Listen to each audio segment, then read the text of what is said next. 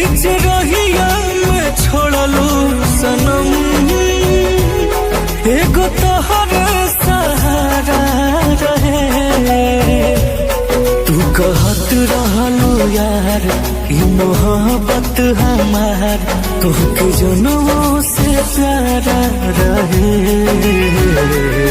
बीच रहिया में छोड़लू सनम, एगो तोहरे सहारा रहे। बीच रहिया में छोड़लू सनम, एगो तोहरे सहारा रहे।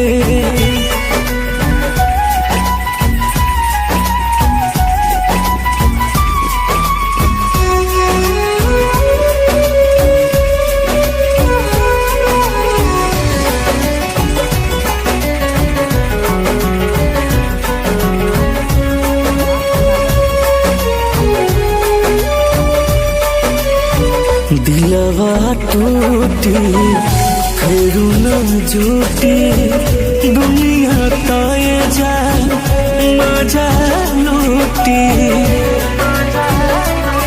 हम कोई तह पे भरोसा तू कैलू हमसे धोखा हो। जान लेना खातिर जान हमार खोजली हलो बढ़िया मौका हो।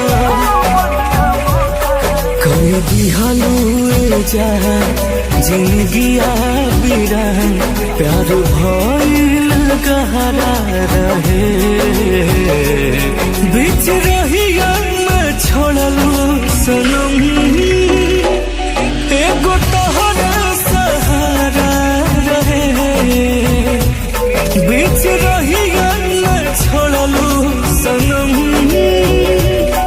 एगो तोहरा सहारा रहे।